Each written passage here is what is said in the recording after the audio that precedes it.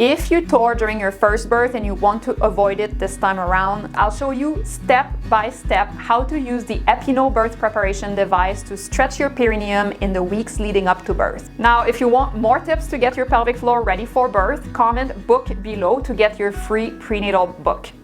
The Epi-No is a small inflatable balloon that helps your perineum and pelvic floor stretch gradually before birth. It mimics the stretch that happens as your baby head comes through, helping your tissues adapt and reducing the chance of tearing or needing an episiotomy.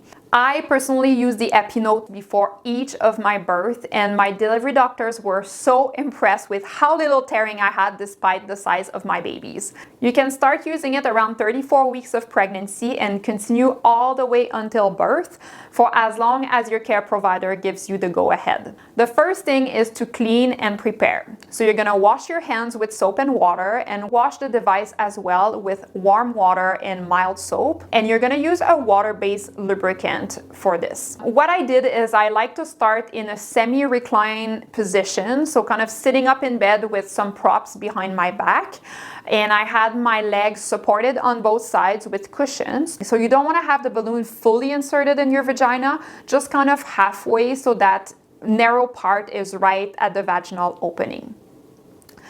Now, you can either stay in this position or turn onto your side. I found for myself that turning on my side, I was a bit more relaxed to allow my pelvic floor to release, especially when I started taking it out of my vagina. Now you're going to pump a little air at a time until you feel a comfortable stretch. At the beginning, you'll see it's a weird sensation. It's like, woo, like, you can feel it, right? It feels more like a pressure, but it should never feel like pain or burning. If it does, then I would recommend stopping or deflating it, readjusting the position. Maybe it's moved and it's too much inside, but definitely it should feel just like pressure or stretch. Once you feel like you're at the maximum of what you can tolerate, I normally say, you know, if it's about a 4 or 5 out of 10 on the pain scale, that's pretty much where you want to hold it to. You don't want to be much more than that. Stay at that stretch for about 10 minutes, focusing on long, slow exhales and nice deep breathing, and also visualizing your pelvic floor releasing with each breath. What can happen is through the 10 minutes, you're gonna feel like at some point your 5 out of 10 will become a 3 because your tissues will stretch. So you can give an extra pump to give it more air when that happens. This way you're staying effective in your stretch and you're not just hanging out for 10 minutes with something that doesn't actually stretch your tissues. Once your 10 minutes is completed, it's going to be time to take the balloon out. The first few sessions, I recommend just deflating it before taking it out, just to get used to just the session on its own. But eventually, as you're getting closer to birth, I would recommend to try a few times to push the balloon out or allow it to come out. It's not something you'll have to actually actively push because the balloon wants to naturally come out on its own. So that's why you need to keep your hand there as you're using it.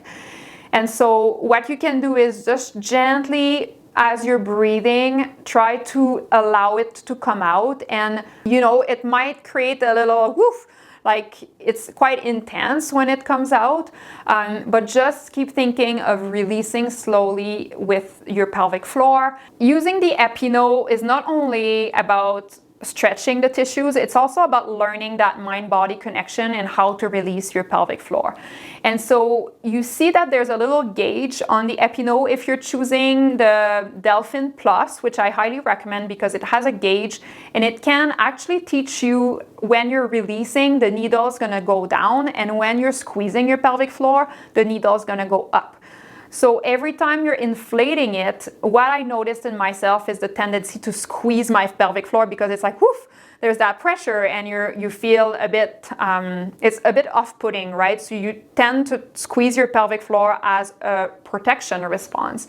And so gauging yourself with the needle, you can actually try and get the needle to come down just by releasing your pelvic floor, because the needle is just a gauge of pressure, right? So I thought it was a pretty nice feedback about, am I actually able to have something in my vagina that size and be able to release my pelvic floor? And I think that's a very powerful mind-body connection that you can do with that device that you can't really do with anything else. And the other thing I did, more specifically with my second birth prep, was to use the other techniques that I was going to use in labor to calm me down in conjunction with the Epi-No. So for example, I had a specific essential oil, what was it, vetiver, I think, that I was using with my hypnobirthing affirmations when I was practicing at night.